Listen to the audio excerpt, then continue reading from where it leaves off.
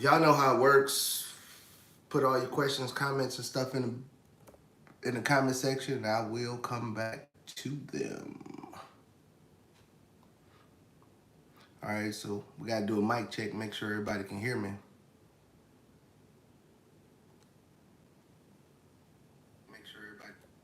All right, there we go. All right, can anybody hear me out there in the section in the back, in the front, in the left? Yeah, I know usually I had lights on and all that, but I'm getting too old. I can't see that stuff. But let's get into it. Let's get into it because there's a lot of stuff to talk about today. First up, I've been vindicated somewhat. When I mean vindicated, I've been saying for a while now that it's been a white collar recession in the United States, and the Bureau of Labor Statistics finally came out. I'm not gonna say tell the truth, but I mean I've been looking at it from another angle. But the Bureau of Labor Statistics said only 73,000 jobs was created in the month of July. But another thing that came out was the job that they say was made in the months prior was fake also. And then for the last 2 months, 200,000 of those jobs that they say that was created was not there.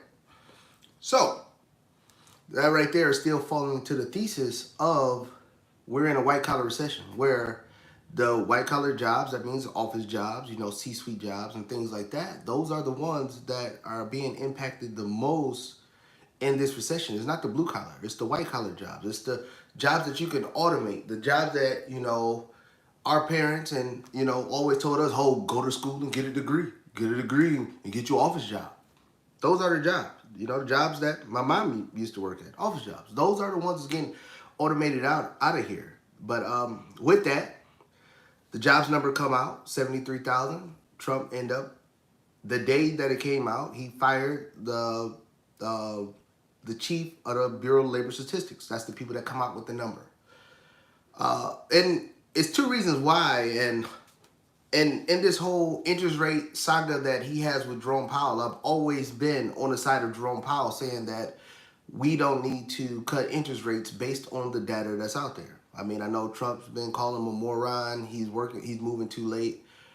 And the thing is, with the numbers that's coming out, if we still creating over 170,000 jobs a month, then it's no reason that Jerome Powell should cut the interest rates. But if the numbers would have came out closer to accurate the past 3 months, then Trump would have a little argument. Because if we sub 100,000 jobs for 3 months in a row, that means the economy is in way worse condition than it really is. But because the jobs number has been coming out 200,000 jobs, 173,000 jobs. So, of course, the Fed has to say, with these numbers, we can't cut rates. And then so now with this thing coming out with him firing the Bureau of Labor Statistics, and like I said, I've always disagreed with Trump on this. I've always disagreed with him about cutting interest rates. But he has a better argument on that. And in me, I always look at, and this is why I always thought that we's been, like I'm back down south, that we have been in a white collar recession. So understand that when the government announced their numbers on the Friday, or the first Friday of the new month, they're using U2 unemployment numbers, not U2 the band. It's called U2, the letter U dash 2. And then on those, what they're doing is they're counting the people, when they talk about unemployment, they're counting the people that's on unemployment benefits. It's another report that they have, but of course they don't report it. So right now we're at 4.2% unemployed. That means everybody of working age in the United States, working age, 18 and above, working age in the United States, how many of them are unemployed? That's 4.2%. But there's a number that they also have that they never report. It's called the U6 unemployment number. The U6 unemployment number. What that does is it takes the people that was on unemployment benefits. U2 only count the people that's on unemployment.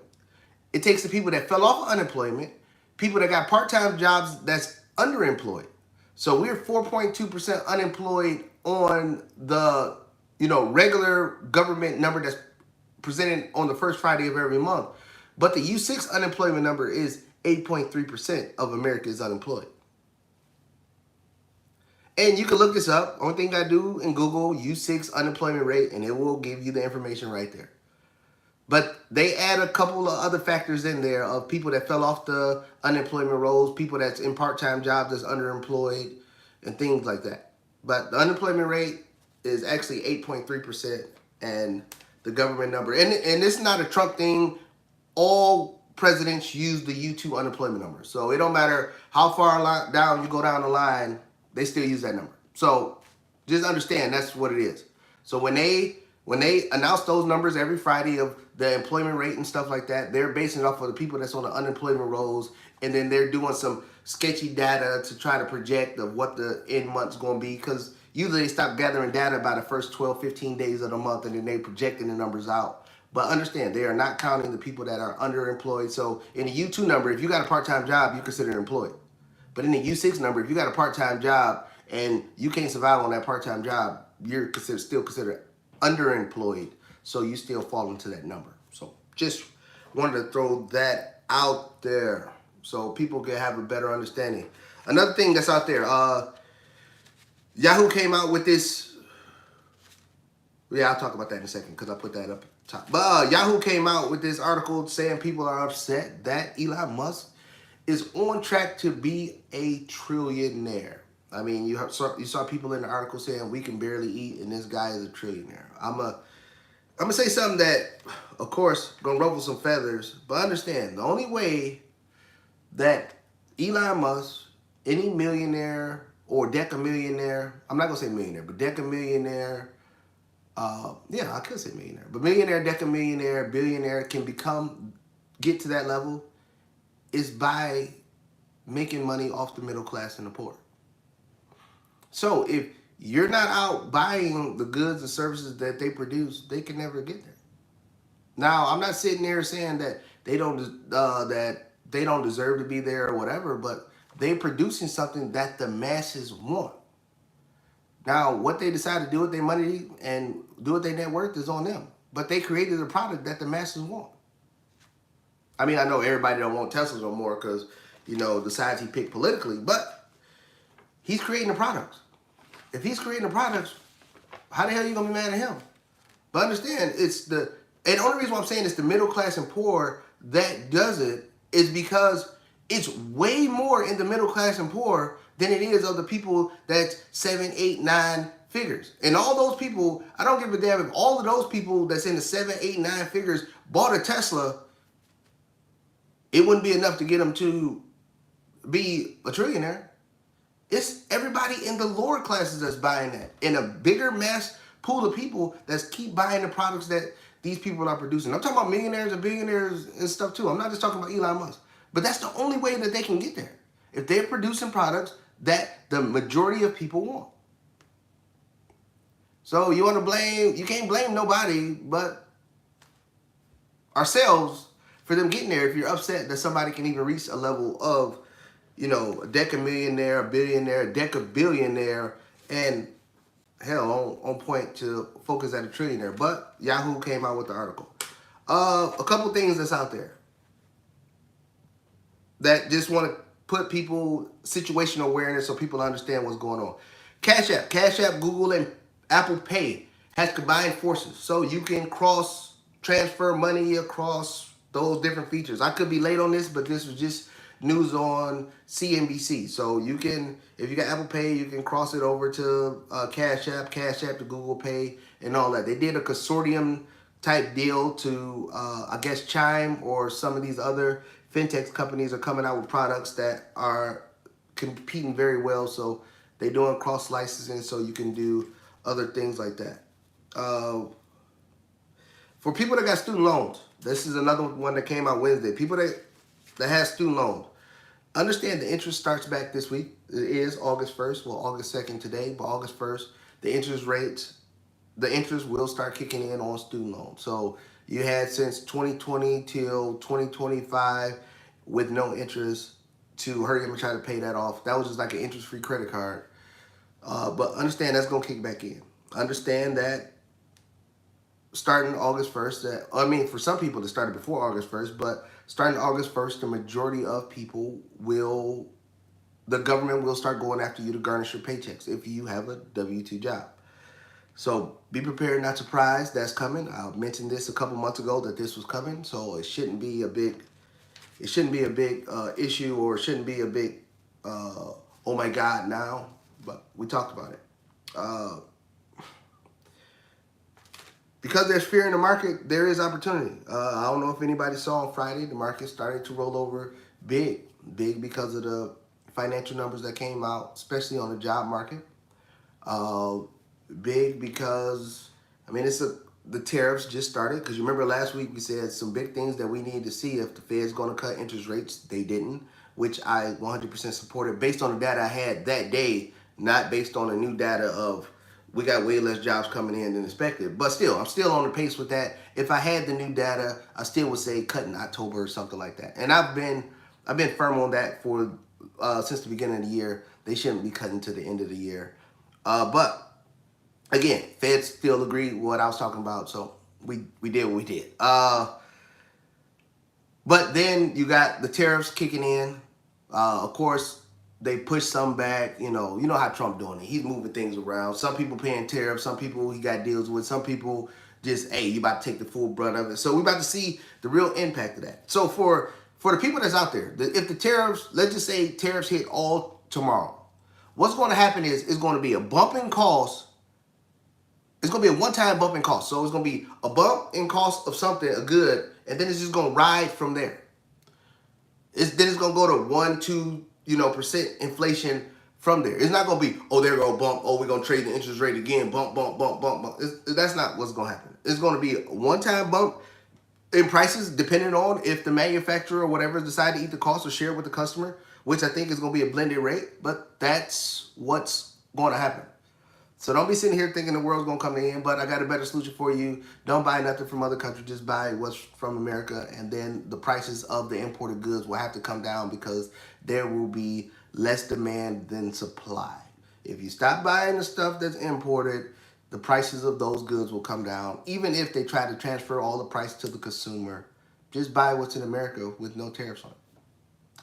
Simple, easy peasy. I know people going to say, you can't tell me how to spend my money. I can't. But if you want to choose to spend your money stupidly, you deserve to pay the penalty to go with stupid purchase.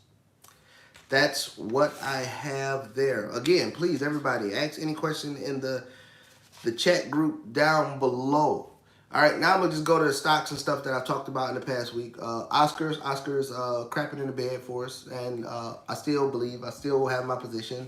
I'm still at the average of $15 a share. Like I said, I've did some other strategies on there. I did some call put strategies on there on top of that to mitigate some of the risks that I have. But it's at 13.53. The earnings come out on August 6th.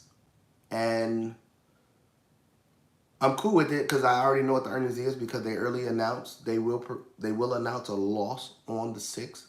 It just depends on their forward guidance, what's going to happen there. But I'm still going to hold the stock. I still got some other plays and ways I'm making money on top of that while I wait for that to do what it does. And I look at this, I don't look at it as, because it's not moving up 30, 40, 50% in 5 minutes or, in 5 months that it's a bad stock. It just gives me time to accumulate more shares after I do more and more research on the company. If more shares is deemed that needs to be bought. So that's what's going on there. So, but we're looking at forward guidance on that. For people that's in the SoFi trade, y'all know I've had that one for a minute. And for the new people that's out there, I'm not a stock picker. I just tell people what trades I'm in. But SoFi announced earnings. They beat earnings on the day. It got high of 25. Of course, I had calls. I bought calls before the earnings. And actually, I thought the earnings was a day after. But I bought calls before the earnings. Made about a 183% profit on that call strategy that I did on there, but I still have the shares. They did announce a secondary offering. The secondary offering came in at a shade under $21 a share. I think it's $20.85, but somebody correct me on that. But yeah, so I'm still a SoFi. I'm still holding SoFi. The price coming down only gives opportunity. For me to start adding more, I would need the price to come down a little bit more because my average is way lower than where we're at now. But if it comes down more, I will keep adding because they are, one of the premier newest banks out there. And I see a lot of people joining in on that. Jay, like you said, blood in the streets. Yeah, it's not that much blood. They got to 25, it's at 21. Now, if it dropped to 15, I'm all in it. I'm skinny dipping in it if I could. What else we got out there? SMCI. Of course, when the market turned yesterday, especially after the jobs numbers, and Amazon. Amazon announced earnings. They still looking to see what their impact is going to be on tariffs, especially because everybody got different things coming from all countries when you're dealing with Amazon. So that is out there. But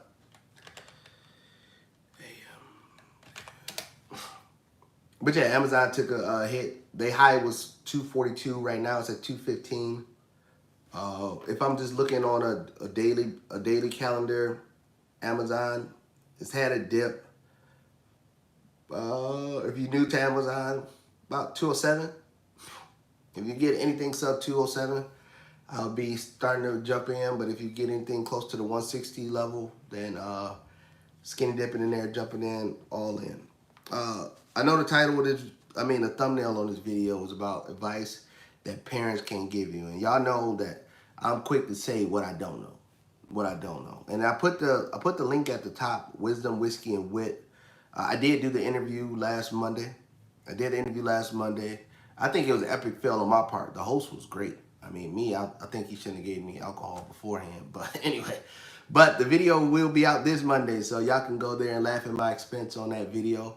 But the link is at the top. Please, everybody go click that like and subscribe on that channel. And it's more than just because I'm on a video. Because, again, I'm going to tell you the things that I don't know. And what I don't know is what they're providing. And I'm cool with saying that another channel provides something that I don't. Y'all know me. I am a person that I'm not the person that's going to say, hey, you need to quit your job. Hey, you need to invest to quit your job. I say, hey, you don't need to depend solely on a W-2 job because it could be here and gone just like that. Or especially if you want the corporate America route, you want the leadership route, you want to, move up to the C-suites and things like that. That's the channel for you. I can give you advice how you can, make a couple levels up in the organization. But I can't give you a full breakdown on the different things that organizations are looking at, things that you need to do to put yourself in position, of course, to get, those CEO, CIO, director positions, things up in the upper echelon, the executive positions and things of that nature. That is what that channel does. And, a lot of parents, we still using the same information our parents gave us saying, oh, you need to get a degree. You needed to get a degree and then you get an office job. But then that's the only information we know. So for the parents out there that's looking to mentor and guide their kids on what they need to do and how they need to manipulate corporate America, that's the channel, because I'm not. I've never had any interest of climbing corporate America's ladder. Now, have I went up a couple rungs? Yeah, just for me just doing the work and knowing what I'm doing. But I'm a person of, I'll never be dependent on one avenue to survive because I've been let go. I've seen people get let go. I've seen people where their only dependence is a job, especially in corporate America. 85 to 95% of people in corporate America, their only life dependence is on this job. They lose the job, they lose everything, especially if they can't get rehired. Especially right now in this economic environment, especially with the CBOE numbers, not the CBOE numbers, but the Bureau of Labor Statistics numbers coming out, not many jobs are hiring. Microsoft, Google, all these tech firms already announced job layoffs. So I'm never going to say there's nothing wrong with having a job, but I'm always going to say you have a job and you focus on bringing in income somewhere else. Because the days of, like my mom working, 20, 30, 40, I'm going to say 100 years, those days are over. You're not going to sit there at one job over that time and do it. If you manage to pull it off, there's probably no pension involved in it. Your best bet is to climb the corporate ladder, get into these C-suites to get more income, but don't use the more income to go do crazy stuff. Find a way to leverage that income to do more things to give you another source of income so you're not solely dependent on this job.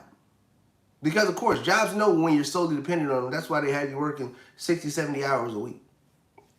And parents, please, for the love of God, stop telling your kids hard work is how you get stuff done. That might have worked in Harriet Tubman days. Hard work is not how you get stuff done. No more, especially in this technology age. The people that sacrifice, the people that give up instant gratification, those are the people that win in this world. In America, now, even more so now than before, the people that work hard, the people that put in 50, 60, 70 hours a week, and they don't do nothing with that money, but spend it on stuff, those are the most highest taxed people in the United States of America.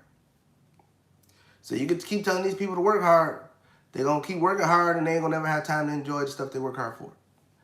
I know it's a big flinch, crux, or movement from where, you know, the information you got. But again, you got to understand, as parents, as mentors, as people our kids look up to, we have to stay abreast on what's going on. We can't just keep using that 1950, 1930 method of teaching and just keep sharing it with our kids and think that that stuff is going to work. We still saying, hey, you need to get a job and work 30, 40 years. Yeah, it sounds good if the job paying a pension. Those jobs ain't paying pensions no more. So you just work 30, 40 years. You say, oh, you work hard for what you want. Then they go buy everything they want. And then once the job's over with, they got a Social Security check. And hopefully they put some money in the 401k. You got to stay abreast. And I'm not saying it's 100% on you as parents. But the notion of parents getting to 18 years old and just thinking, oh, they grown, they can figure it out. How does that work for you? My mom has 4 sons. She birthed 3, but she has 4 sons. And my mom, and it's just, she just didn't know what she didn't know. She just gave the same information her parents gave to her. And still to this day, of the 4 sons she had, only 1 has surpassed what she did in the work environment. The other 3 she had never surpassed what she did. And this was the 90s, 80s. They still have not today surpassed what she did in the work environment. Because she only can do what she can do. She only can know what she can know. Parents, stop limiting our kids to just our knowledge base. It's not, oh, well, I did this, so you just need to do this. We have to, if we want to be mentors to our kids, if you don't care about the kids and you be like, oh, damn, these kids, they grown, then okay, so be it. But if you want to be a mentor, a sounding board, if you want to be somebody that's going to keep giving information to your kid, then you got to keep learning, even as a parent, even though it's not going to help you, but it's going to affect your kid. Like my son, and understand, in my house, everybody in my household, everybody got degrees, multiple degrees. But when my son, and of course, it was easy, it would have been easy for me to say, when my son came to me and said, hey, Dad, what's the next move? You know, I'm getting in the IT field. I'm just going to go to school. It's easy for me. Like, yeah, son, you need to go to school. I got a degree. You got a degree. That's what we do. Or I worked at the plant. You work at the plant.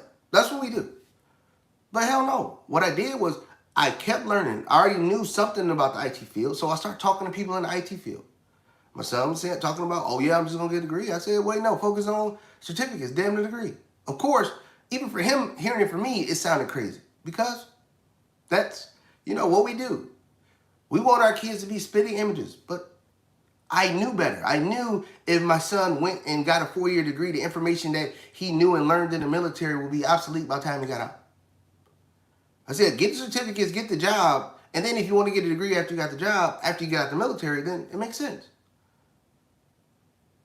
But if I just went on the same notion of, oh, I have a degree, your mother-in-law has a degree, your stepmom has a degree, then you need to get a degree, then he would have been lost in time. Matter of fact, it would be another year or so before he even finished getting a degree to this day. But now look at it. He done got a job and then, you know, leverage his life to do other things. We can't just sit here and say, just because I did it. And I understand parents, we tired. After being a prison warden, raising these kids for 18 years, you feel like, oh man, I did enough. No, it just starts when they turn 18.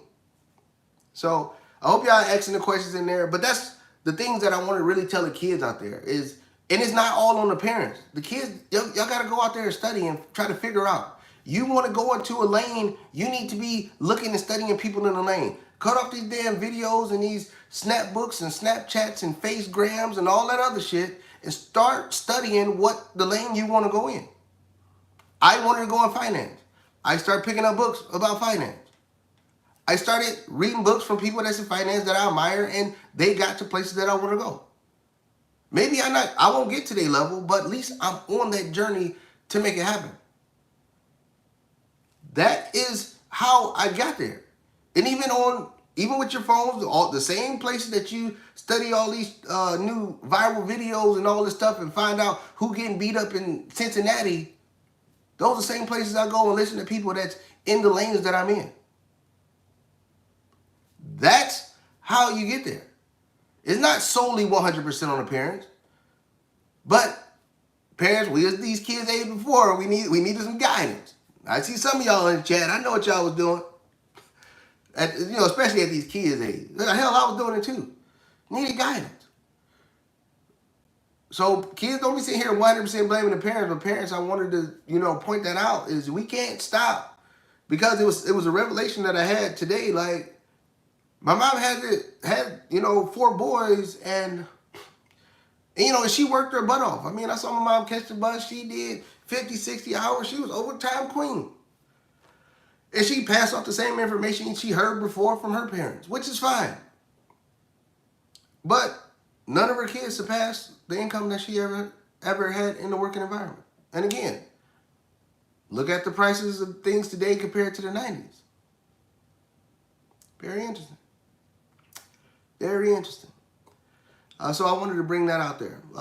But yeah, so I just wanted to bring up those things. Now let's get to the questions. We moving right along here. We had 27 minutes. All right, we're just gonna hit the questions. We're gonna hit the questions. Do you think about, and this is Blue Flare. What do you think about the Fed Reserve governor stepping down? Federal Reserve governor stepping down. This is new information, if that's what happened. When did this happen? Blue Flame.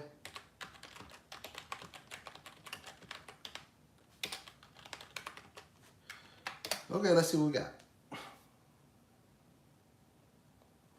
Okay, political. I just seen it. This is new news to me.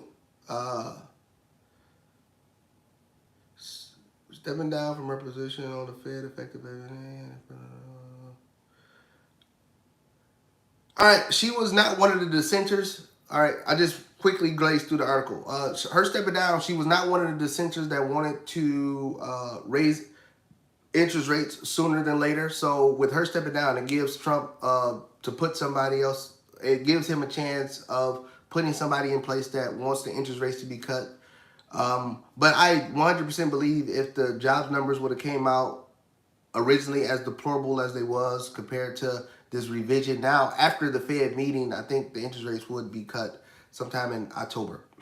But it gives them an opportunity to the Trump administration to get a board governor in there that is more likely to cut rates. So what, the dissension to be 3-8, and if the same environment's the same, but 3-8 still wouldn't change anything. But good question. But I didn't know about that, so I will be definitely looking about Adriana Krugler once this video is over. Blood in the Streets, yep. Secondary. Can you explain when a stock split and what happens with the shares? All right, so a quick thing. So I seen Taran talk about secondary. All right, so a secondary offering is a dilution of the current shareholders. So what I mean is, if it's 200 million shares of a company, and then the company do a secondary offering, they offer more shares. That means that the current shareholders get a smaller slice of the pie because now there's more shares outstanding than the 20 million shares. So let's say if they did a 5 million share offering, usually they announce it in dollar amount. So if they did so that's 25 million shares. So the percentage ownership you have has been diluted to a smaller share. That's what secondary offerings is. When you usually hear a company do secondary offerings, you usually see the stock price initially drop. But then you look to see where the secondary offering is. Is the price of the secondary offering higher than the current price or lower than the current price? If it's lower than the current price, usually the stock will get close It will fall closer down to that secondary offering. If it's higher after a couple of days of people being upset of being diluted, the price will raise to that secondary price. But still, you own a smaller percentage than you once did the day before. Uh, Jay, can you explain when a stock split and what happens with the shares? So when a stock split, the most recent stock split I can talk about is NVIDIA. So NVIDIA, they had, I'm just making up the number, but, and thanks for that, T. But so NVIDIA, they had, here we go. All right, so NVIDIA, on June 2024, NVIDIA did a 10-to-1 stock split. So that means if you had 100 shares of NVIDIA before June 2024, so you had 100 shares, they did 10-to-1 stock split. So what happened is for every share you owned in NVIDIA, you got 10 shares. So if you had 100 shares in June, in July, you had 1,000 shares in NVIDIA. But with that, the price of the current shares of the company was divided by 10. So the value still stays the same. It just give you more number of shares, give you different options you can do with liquidity. So now if you want to sell a couple shares, it'd be less amount than if you had to sell one share when the stock was at $1,300, $1,400 a share. Now it's at, $150 a share, $130 a share, and you can sell a couple shares, maybe go buy you a couple bottles of Blanton's and keep on going about life and stay invested. So that's what happens when a stock split happens. Good question, Jay. Jay said, you're right. What worked then, not going to work now. Today's price is not yesterday's prices. And that's 100% true.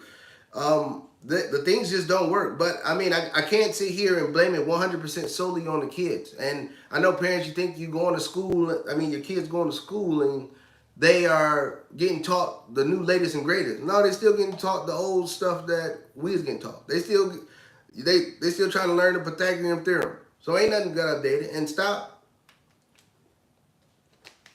putting it on. Schools today then just became just an older version of daycare because y'all ready to go beat up every teacher that say something bad to y'all kids or try to discipline y'all kids. So it just became a new daycare. So kids learning stuff and stop putting it on them. Stop putting it on them to teach them. You the parent. So what's your excuse if your kid grow up and they ain't got no sense? Oh, these schools ain't teaching. No. The school didn't ask you to have a kid. Ain't asked you to have a kid. It's your job to teach them. So I don't put as much onus on schools as most people do. I just need the school to teach my kid how to read and how to do math. Everything else I will take care of because I'm not putting that much pressure on somebody that's making $30,000, $40,000 a year and they got all these badass kids in there. I decided to have a kid. So stop trying to throw stuff off of your responsibilities. Parents, I'm talking to all of them. Hey, Ludine, how's it going? T, remove the distractions, right? Jordan, this happened over the weekend. I'm sure I missed that. I don't know what you're talking about. It's probably the Fed chair thing. Yep. Thanks for the information, Blue Flame. Thanks, T, for telling me about SoFi secondary offering at 1085. I knew it was under 21, but I wasn't for sure. But 2085, and then as of right now, SoFi's price is hold on, wait. SoFi price is 21.17, so it's over that price. I know it dropped down below that price because I was texting a few people saying that the price is below this, you need to jump on it, or get close to that number, you need to jump on it. But now it's over that price, so that's going on there. But yeah, good point out, good call out, T. Jay, on the secondary, you have no choice, right? It's just what happens. Yeah, no, you have a choice. You can sell the shares and not choose to be diluted. You can't sell the shares on a public traded company and just say, no, I don't want to be a part of this. But it's usually, you don't find it, unless you sell it in a pre-market or post-market, you don't find out until the pre-market or post-market after the stock already dropped. But you cannot participate. You don't have to participate because it's not your shares anyway on the secondary. The secondary is new shares. But if you don't want to be part of the company no more because they diluted your percentage of ownership, then you can exit. But a lot of companies did secondary offerings, and for good companies to fund general accounting purposes and different acquisitions that they had coming down the pipeline. So all secondaries are not bad, but when it's a new company and the stock price is only like $1 and then they do a secondary, you might as well cancel Christmas on that. But yeah, but that's just another way to raise capital.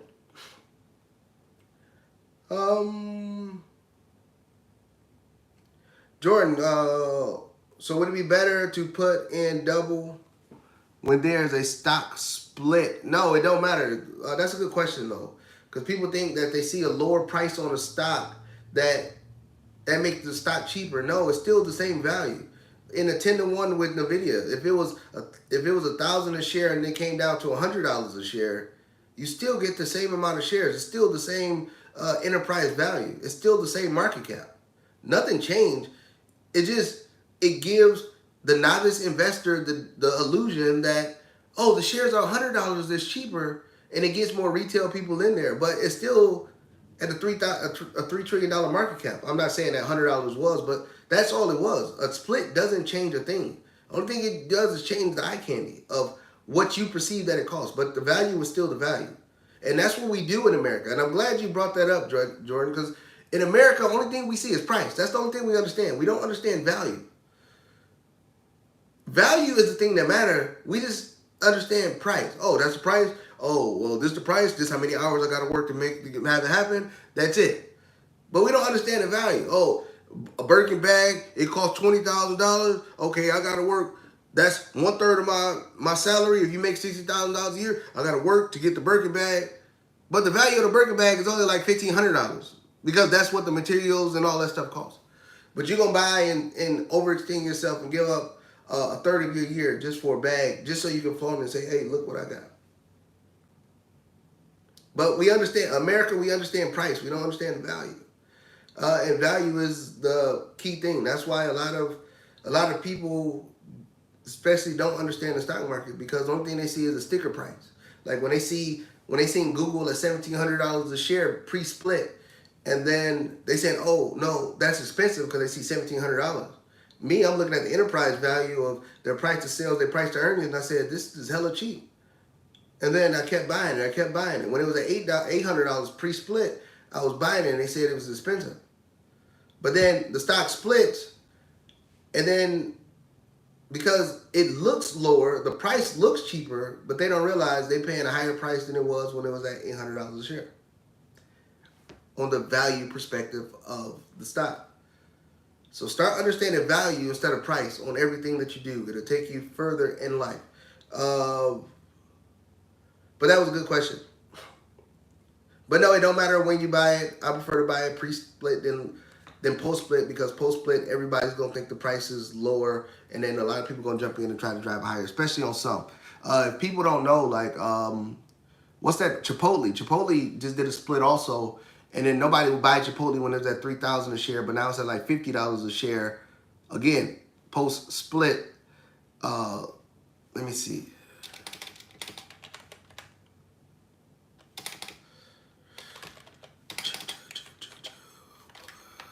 So Chipotle did a 50-to-1 stock split. So they did that in June 2024 also. So for every share you got 50 shares.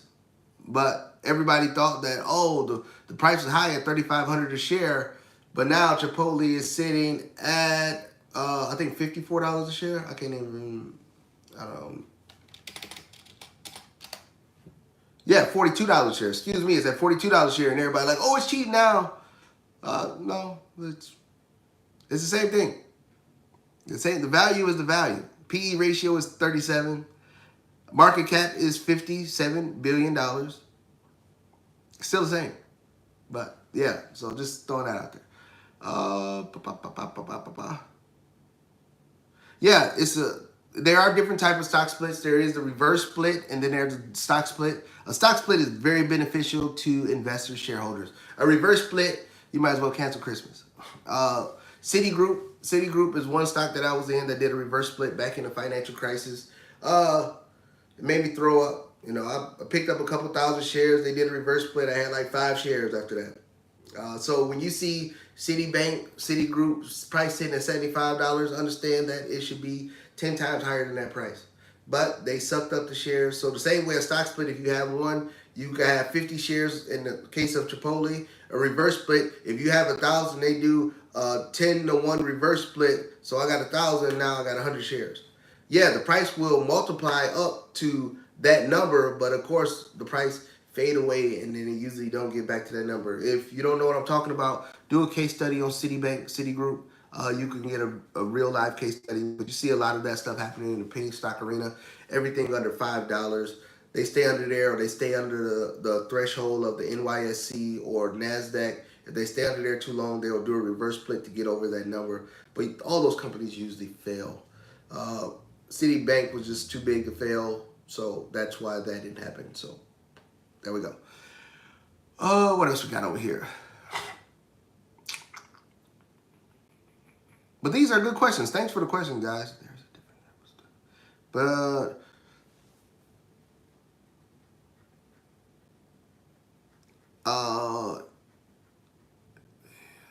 like Jay-Z said, TU's called it out. You know the price of everything, but know the value of nothing. Jay-Z quote. That's right. The value is not the longer term amount over time. The value is the value, what it's really worth. Like, I'll give you a case in point in the housing market. These people will put up any price on Zillow and say, this is the price I'm selling it for. Most Americans, when they see that price, they say, oh, that's the value of the house. Me, I always tell people I never pay the list price because I only look at the value. The value is the value, the correct quote-unquote price for the property. If somebody paid list price on one of these third-party websites for any piece of real estate, for really anything, you're not paying the value of it. I mean, people that, like in my circle, they know I never pay list price. And I'm not talking about like at a store for a bag of chips. I'm talking about like real items, like houses, cars, things like that. I don't pay list price for nothing because I understand value. I understand when a house go on the market, the price that they put up there is already factoring in, okay, the real estate agent who really did nothing got to get 6% of this value, so we got to up it to 6%. We got to up it, another 15, 20, 30,000 because of course whoever gonna buy it gonna talk us down. They're factoring in all of these prices when they put that up there. But some people just like, oh, I'll give you list price. The seller's gonna be like, hell yeah, this is way more money than I thought I was gonna get. I mean, I just did a deal. I closed a deal what? On the 1st or 30th. Sorry, 30th of this week. The guy had it at a price. I knocked it down on the price. I knocked it down on the interest rate. Then I knocked it down on the price again. Then we closed. I got it under the value of the property. That's what it is. The value is the value. I mean, you got to study to actually know what the real value of something is, and that's what you should be paying. Don't just be paying it because somebody throw out just some random number and say, oh, this is how much it costs. You be like, well, I guess it's worth that. No, it's not. But, Jay, you're right on that one, or T, you're right on that one.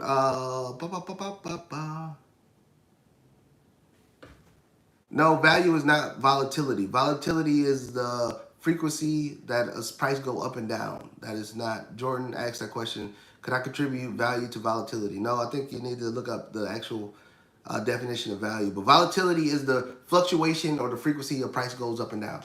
The more volatile a stock is, the faster it goes up and down in bigger percentages. That's the more volatile the stock is. If you're talking about in the option realm, it would be just the volatility rate, and usually the more volatile stocks, the higher the premium that you can receive, especially if you're selling options like a lot of people in the group does. Could it be, T asks, could it be people feel they can't get in a $3,000 a share unless the company offers fractional shares? People can feel that, but they're more scared of the sticker shock than the value shock. They just don't know what they don't know. I mean, I always tell people when they see a stock, they go, oh man, that's expensive. Because they see it's a $500 share. But I said, if you buy a stock that's at $5 a share, if the stock at $5 a share go up 5%, and the stock that you buy at $500 a share goes up 5%, it's still 5%. So I'd rather be in a $500 a share company that is more prominent, more legitimate, has bigger growth avenues than just hoping a $5 stock just grows. I mean, when people saw Facebook at $100 a share, people was like, "Oh shit, this is too high." Now we're at $700, $750 something. And you say people get scared, $3,000. I mean, $3,000 back in the 60s, 70s, 80s is a lot of money.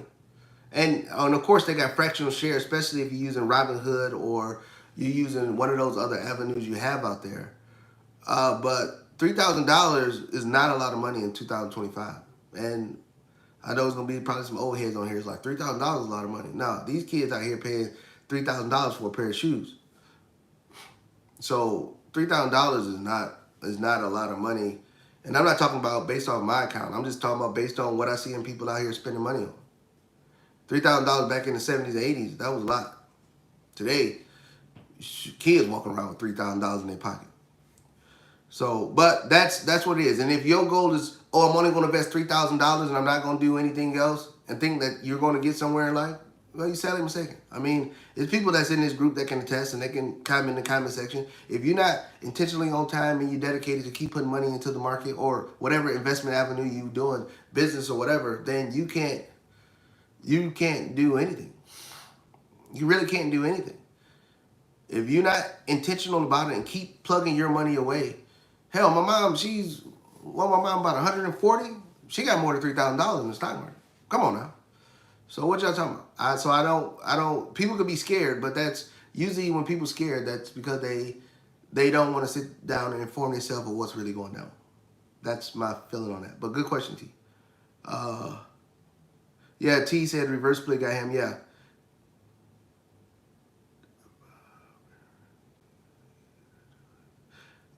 Jay, I didn't get that question about parents and kids. I thought you stopped the question. But he said, did you miss my question about parents and kids and ages, or did I miss your answer? No, I didn't see the question. I'm sorry. I did not see the question. Can you ask that question again?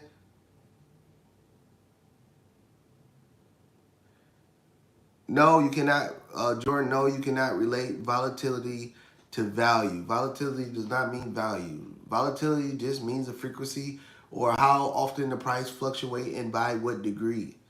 I mean, the only thing you got to do if you're looking at the stock, look at beta. The beta of a stock. A beta of a stock will tell you how volatile that stock is compared to the movement of the stock market in general. Usually you'll see a Coca-Cola or whatever with a beta of 1 or less than 1. That means that they are less volatile than the stock market as a whole in general. But ones that have betas of 3s, 5s, and 7s, and there's some out there that mean they're more volatile than the stock market as a whole. But every stock has a beta. Just go on CNBC, put in the stock symbol, and it will give you a beta. And that will just tell you how frequency and how volatile it is compared to the U.S. stock market. T, don't remind you about the meta, yeah. Levita said, and that's my mom, y'all. She said $3,000 is a lot of money, and she's not an old head, but yeah, she is. But yeah, $3,000 is a lot of money back in the day. But I mean, the stuff that these kids doing these days, it should be easier. I mean, our parents was working for $10 an hour, $14 an hour. I mean, it's not a lot. It's not a lot. Because I don't want to sit there and because it was a lot back then. I can't say it's a lot right now to still act like I still live in the 70s and 80s. No, it's not a lot. Everybody should be able to rustle up $3,000. Everybody that's over the age of 18.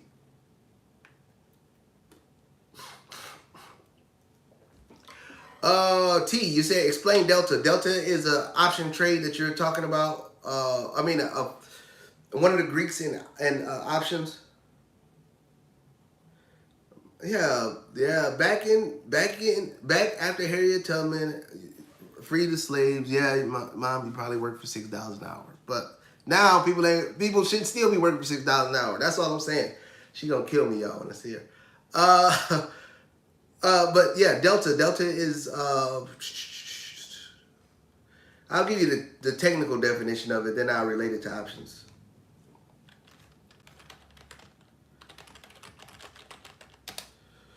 All right, it's like again, I said it's an option thing. Delta is a key measurement that indicates how much of an option price is expected to change for for every $1 movement in the underlying stock price.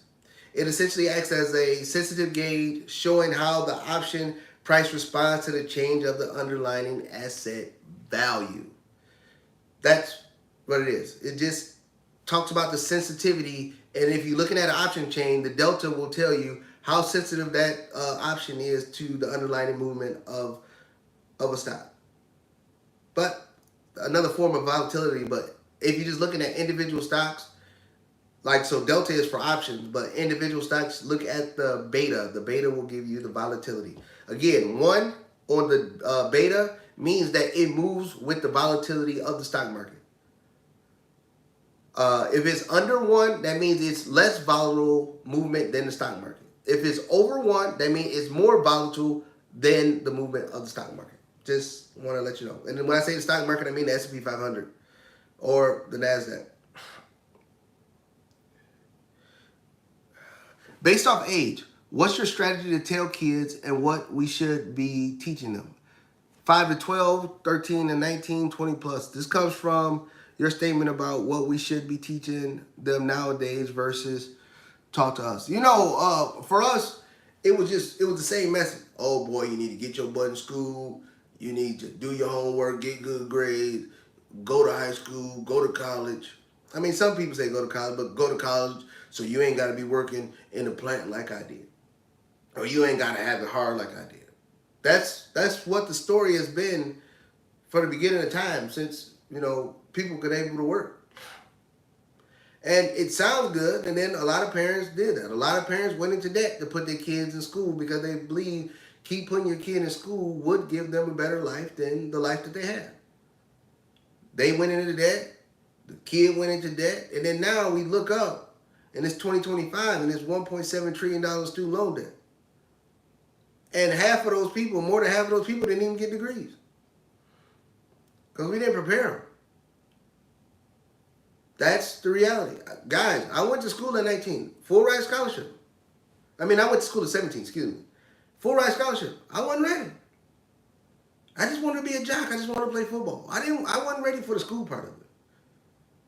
I had to go get toughened up to be more disciplined and all that stuff. So I went to the Army, deployed a couple times. Then I got out the Army, then deployed a couple more times. And then when it was time to go to school, then I was ready, focused. I had the discipline to do it.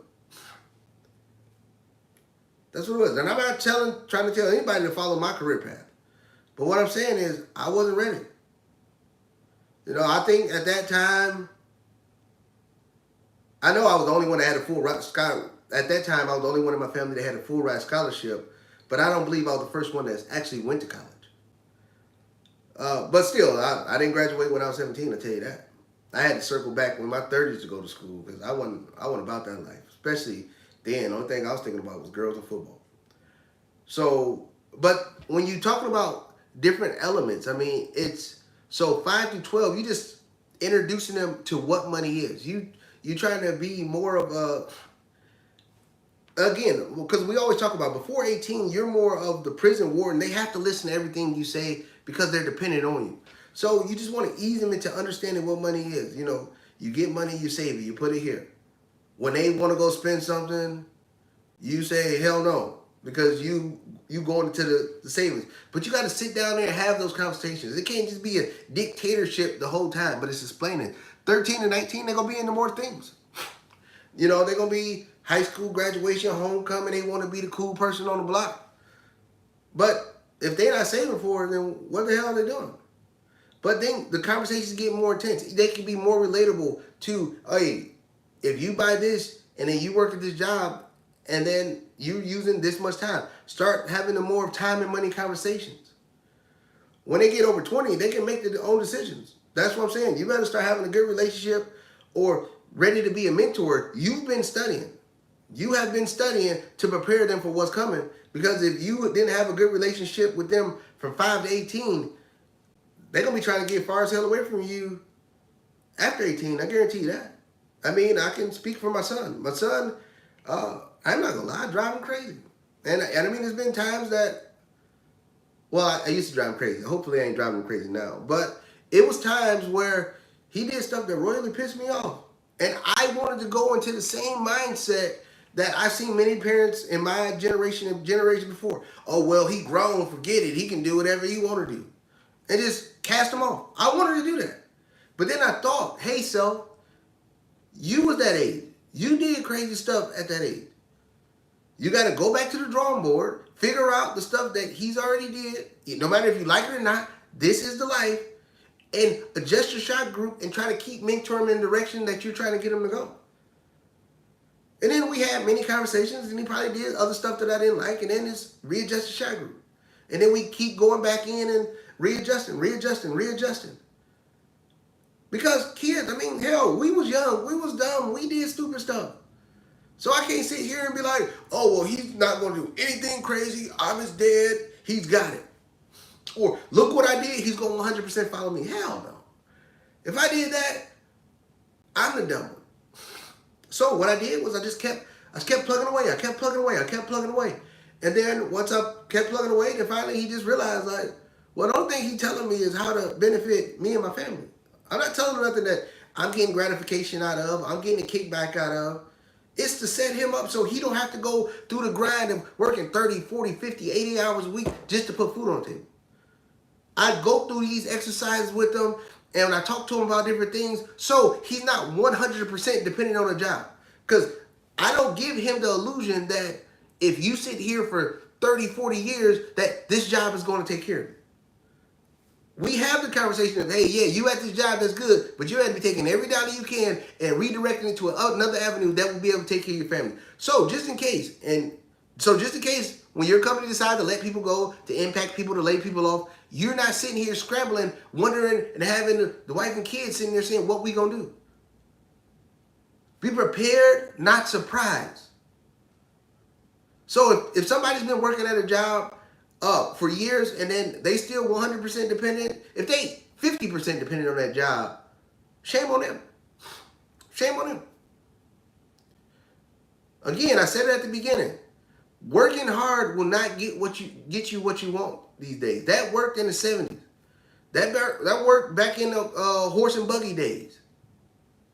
Delaying gratification is going to get what you need.